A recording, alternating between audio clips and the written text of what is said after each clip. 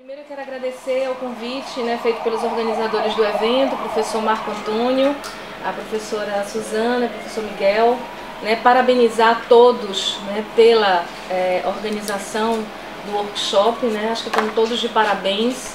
Ontem nós já tivemos um ótimo debate, tanto pela manhã quanto pela tarde, então para mim é um privilégio e um prazer estar participando aqui com profissionais de tanta competência, acho que terei bastante contribuição para o meu trabalho. Essa temática, alforrias, gênero e outras conexões, ela faz parte de um projeto que eu comecei desenvolvendo através de uma bolsa do CNPq de 2012 para cá, Mas o tema de gênero e escravidão é um tema caro à minha tese de doutorado, que foi defendida em 2010. Então, assim, é uma temática que eu estou tentando desenvolver e aprofundar, desde o período do doutorado até agora, e pretendo ainda aprofundar muito mais. Então, assim, eu vou ler ao mesmo tempo, vou fazer algumas considerações, eu acho que fica mais organizado e talvez eu consiga fazer tudo dentro do tempo estipulado, A história social da escravidão no Brasil, já há algumas décadas, tem lançado mão de um novo olhar, mais voltado para as culturas, para as construções simbólicas dos agentes históricos e de suas experiências de vida. Então eu diria que as últimas gerações de historiadores, eles superaram, desde a década de 70, 80 para cá, eles superaram com suas pesquisas, eles superaram a oposição binária, que estabeleceu lugares fixos para senhores e escravos, cara a historiografia tradicional, que já foi exaustivamente criticada e analisada. O diálogo com a antropologia trouxe conceitos como identidades, estratégias de sobrevivência e resistências para pensar as relações escravistas. Esses são um dos principais conceitos utilizados pela historiografia da escravidão no Brasil. Os escravos assumiram vidas próprias, tornaram-se agentes de complexas relações de poder.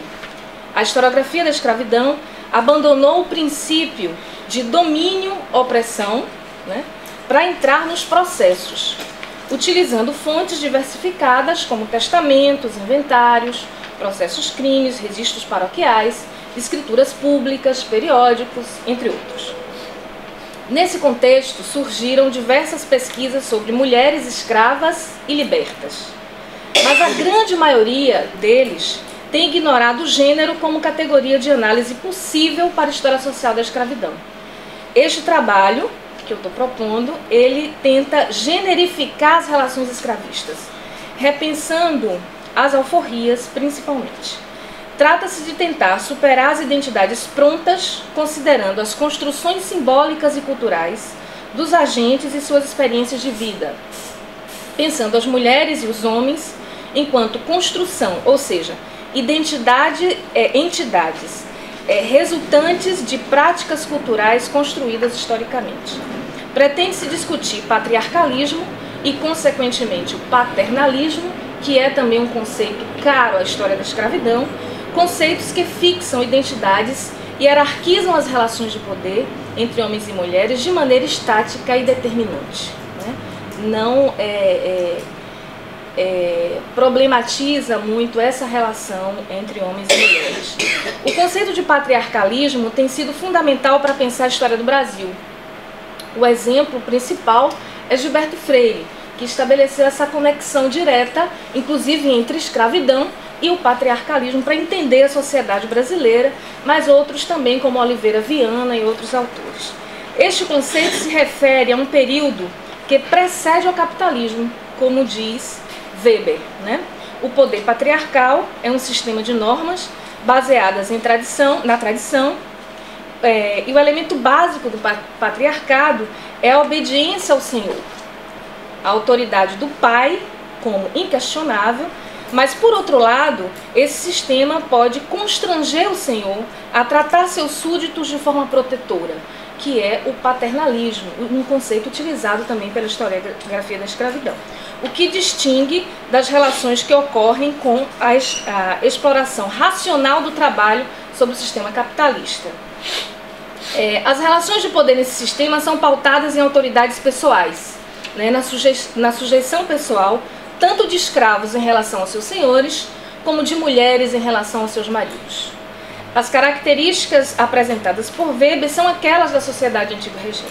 Então nós estamos falando aqui de conceitos caros a essa sociedade, né, baseada na relação pessoal, baseada na submissão pessoal, onde o homem, a dependência de mulheres e de escravos e da família de uma forma geral, ao homem é uma relação quase que naturalizada, né? Naturalizada, porque os homens estavam associados à força física, os homens estavam associados ao poder, né? Segundo um historiador brasileiro chamado Durval Albuquerque, ele faz um estudo sobre masculinidade no início do século XX, ele pensa o conceito de patriarcalismo como uma invenção, ou seja, foi historicamente construído. O autor chama atenção para o fato de que os conceitos nunca dirão plenamente as coisas. Faz-se necessário, portanto, entender que condições históricas possibilitaram a emergência de um determinado conceito. E para ele o patriarcalismo utilizado, a ideia de patriarcalismo, o conceito de patriarcalismo utilizado por Freire principalmente, né, na década de 30 do século XX, Sobrados e Mucambos, surge como uma reação do discurso tradicionalista ao processo que identificava como feminização da sociedade no início do século XX. O que parece fantástico para Freire, e Albuquerque percebe muito bem, é o fato de que homem e mulher tornam-se, com Freire, metáforas explicativas de todo o movimento histórico que pretendia descrever. Então eu digo que Freire, na verdade, trabalha também com gênero, mas dentro de uma concepção, dentro de um conceito de patriarcalismo. Mas ele traz essa oposição, né, entre homens e mulheres como um fundamento para entender uma sociedade, né, o que é muito interessante. Eu diria que Freire suspeitou que as relações entre homens e mulheres, ou as relações de gênero, são as primeiras instâncias do poder, como diz John Scott. Essa sensibilidade de Freire provavelmente vinha da sua abordagem cultural, né? E não seria possível penetrar nas famílias, no escravismo e compreender a miscigenação brasileira, ou a mestiçagem, sem pensar as relações hierárquicas entre homens e mulheres. O pensamento de Freire sobre o Brasil colonial baseou-se nas relações familiares escravistas e tinha o patriarcalismo como referência principal de poder. Então todas as relações, e aqui eu descrevo algumas que eu não vou falar, porque senão não vai dar tempo, né? A comida tinha uma característica patriarcal, né? As relações, inclusive, com os animais domésticos eram uma relação patriarcal. Então, ele usa realmente o patriarcalismo como uma simbologia para entender toda a sociedade, né, naquele período.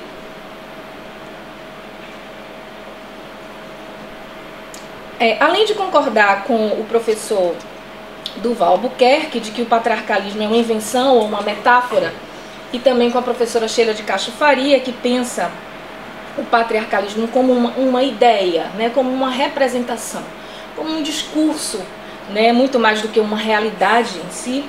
Eu penso que não é uma invenção patrocinada por Freire. Eu não me refiro aqui especificamente ao conceito patriarcalismo, mas o homem como valor. O homem como centro das decisões e dos poderes também era uma invenção patrocinada pelos próprios personagens históricos que viviam cotidianamente, né? E esses conceitos eles são construídos cotidianamente através da linguagem, né, que é representada nas leis, né, nas relações que são estabelecidas, enfim. No Brasil colonial, a sexualidade, os afetos, a maternidade, a escravidão, através de experiências e regras estabelecidas e garantidas pelo jogo de poder entre os gêneros, é fundamental. As relações escravistas estavam permeadas por estratégias que tentavam garantir o confronto entre liberdade e submissão. Mesmo reconhecendo os limites dos conceitos, eu penso que é importante utilizá-los, não com o intuito de enquadrar as informações, mas ao menos como um diálogo para refletir sobre as relações complexas e distintas que aparecem na documentação. Por isso, penso que o conceito de gênero, eu penso o conceito de gênero como estrutural na escravidão brasileira.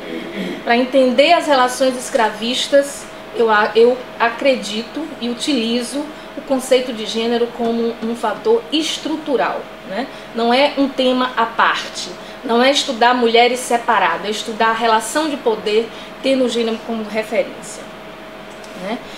Diferente da ideia do patriarcado, ou do patriarcalismo, que propõe uma rigidez, um modelo onipresente, e mulheres e homens com identidades fixas, o homem sempre mandando, a mulher obedecendo. No máximo ela pode resistir a isso, ela pode fugir desse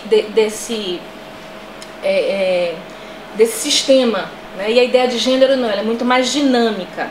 Isso não quer dizer, né, as fronteiras de gênero, elas propõem movimento, elas propõem construção, né, correlação de forças, relações de poderes, né? Isso não quer dizer que a denominação patriarcalismo ou patriarcal devem ser abandonadas, mas elas podem ser ressignificadas, que é o que eu tento fazer.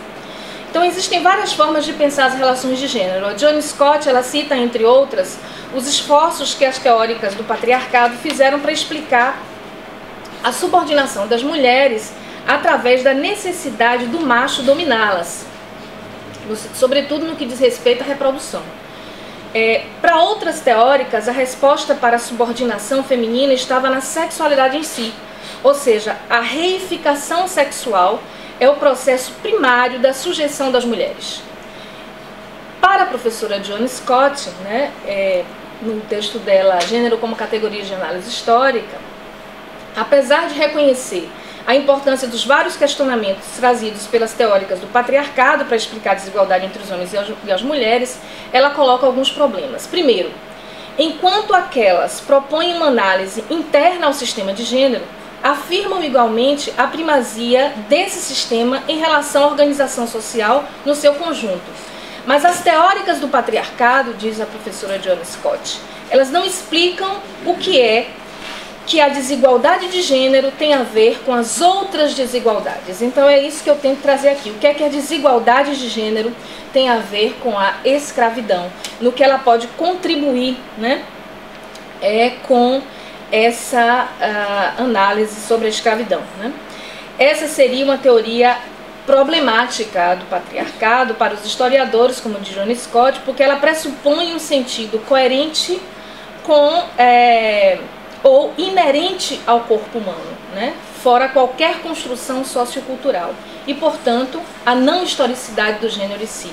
E o que ela propõe é que exista uma historicidade do gênero. Não existe, nós não podemos pegar as leis, as representações feitas pela igreja ou pelos documentos e dizer que aquilo ali é uma realidade em si, mas que ela pode ser construída e reconstruída historicamente, inclusive cotidianamente. Diante dessas vertentes que sempre caem de uma forma ou de outra na oposição invariável e monótona entre homens e mulheres, a autora diz que precisamos rejeitar o caráter fixo e permanente da oposição binária e precisamos de uma historicização e de uma desconstrução autênticas dos termos da diferença sexual. Então, entrando agora, né, na questão sobre a escravidão, de que forma esse conceito contribui para pensar a escravidão estruturalmente? O escravismo moderno, ele começa com o tráfico, que transforma cativos capturados em locais distintos da África em escravos. Existe um processo de aprendizado do tornar-se escravo. Inclusive o professor Alen Castro trabalha muito bem no Tráfico dos Viventes, né? Como que esse cativo ele se transforma em escravo, e outros historiadores também trabalham com isso. Esses serão utilizados como mão de obra no Brasil e em outras partes, né, do Império Ultramarino português e espanhol, enfim. O tráfico patrocina e realimenta constantemente a escravidão. Ele é a base das relações sociais e econômicas, né? A escravidão é a base das relações sociais e econômicas que é realimentado pelo tráfico. Um terceiro elemento, tráfico e escravidão, e o terceiro elemento desse processo torna-se fundamental também para a manutenção e reprodução da escravidão, segundo alguns autores como Robert Slanes, que é a alforria, né? Esta alforria, a alforria é considerada, né, por alguns historiadores como fazendo parte do próprio processo de escravização. Dessa forma, o escravo não era uma identidade fixa, mas mutável, já que poderia, em algum momento da vida, obter a alforria ou a promessa dela, né? A alforria faz parte do sistema. A alforria, ela é estrutural. E este tem sido, inclusive, um tema muito discutido, né, pelos historiadores. As explicações para a alforria, elas são muitas, desde a questão econômica, né, até pensá-la como uma política de domínio senhorial, né. Mas é interessante que os historiadores, eles utilizam os números, né, das alforrias, e eles estão lá explícitos, mas grande parte deles não consegue ver que já foi comprovado nas pesquisas diversas sobre alforria no Brasil e em outras partes, inclusive do Caribe, né, que grande parte das alforrias, das pessoas que conseguem a alforria, que alcançam a alforria, são mulheres, né? Os principais beneficiados por essa dádiva, né, como diz alguns historiadores, são as mulheres, como a gente pode ver aqui nos gráficos. Na minha pesquisa eu fiz, ali tem a primeira parte que nós temos dificuldade com a documentação, né, a documentação da segunda metade do século XVIII a gente não consegue, não está disponível, mas dá para perceber da primeira metade, as primeiras décadas do século XVIII e a primeira do século XIX, que as mulheres são as mais beneficiadas, né, com a concessão de alforrias, né? As forras são 68% de 1700 a 1739 e em 1800 1810, 79%, né? Então as mulheres sempre como maioria. E os senhores também. Os senhores que concedem alforria, grande parte deles são mulheres, né? Então, assim, o que eu analiso aqui no meu texto é que não tem como você estudar alforria sem trazer o tema do gênero, né, para discuti-lo. Então, talvez as explicações que os autores tenham trazido de que a alforria é um processo de controle social, né, ou a alforria tem a ver com a questão econômica, né, eles estão pensando sempre no masculino, sempre no padrão masculino de domínio, inclusive de propriedade, né, sempre pensando na grande propriedade. Uma outra conexão que a gente tem que fazer quando pensa em alforria é exatamente a questão da cor e da qualidade, né, ou da origem étnica daqueles alforriados e também dos senhores, né? É uma outra conexão que a gente pode fazer para entender as alforrias finalmente. Ou seja, eu estou querendo sair daqueles grandes análises, as análises mais genéricas, né, sobre escravidão. A escravidão está relacionada ao tráfico. A escravidão, ou seja, é mais fácil da alforria no Brasil porque o tráfico está sempre realimentando. A alforria está relacionada com o controle dos senhores sobre a sua escravaria. A alforria está relacionada com se a economia está bem, se a alforria menos. Se a economia está mal, a alforria mais. E tentar entrar no cotidiano, tentar entrar nas relações micro, né? E se a gente entra nas relações micro, as mulheres estão lá, recebendo mais alforria, dando mais alforria, provavelmente eram pequenos proprietários. Então nós não estamos falando desse sistema como um sistema de grandes propriedades, né? Inicialmente, inclusive, Marco, eu peço desculpa, mas eu tenho que terminar, concluir aqui, né? A questão da cor, por exemplo, dos senhores, né? Grande parte, vocês podem ver aqui nesse gráfico abaixo, que a cor, qualidade, categoria étnica dos senhores que alforriam, grande parte deles não consta a cor. Isso não significa, né, porque eu estou trabalhando aqui basicamente com cartas de alforria, registro de cartas de alforria, isso não significa necessariamente que esses senhores eram brancos, né? Já está comprovado também na historiografia o silêncio sobre as cores. Provavelmente eram pessoas livres de cor, né, que ocultavam as suas cores. As cores não apresentam, geralmente as cores não aparecem quando se trata de pessoas livres, pardos, né, no máximo pardos. Mas se cabra? O que cabra? É uma cor, né?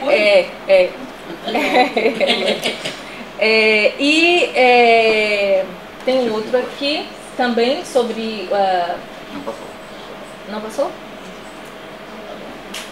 A categoria também, a cor, categoria étnica na carta dos libertos, né, que vocês veem também ali, que grande parte são crioulos, mulatos e pardos. Então, se a gente pensar, os africanos, eles são a minoria na aquisição das cartas de alforria, né, como também a categoria étnica, cor e categoria étnica dos senhores também. São pouquíssimos aqueles senhores que são africanos, ou seja, são libertos, que tinham escravos e, portanto, concedem alforria, e grande parte deles não denomina a cor não aparece na documentação, né?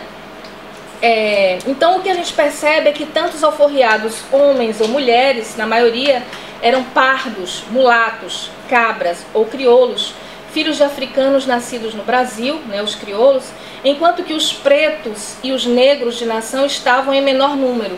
E entre os senhores também existem poucos forros de nações africanas e a grande maioria eram pessoas de cor, mulatos, pardos, enfim.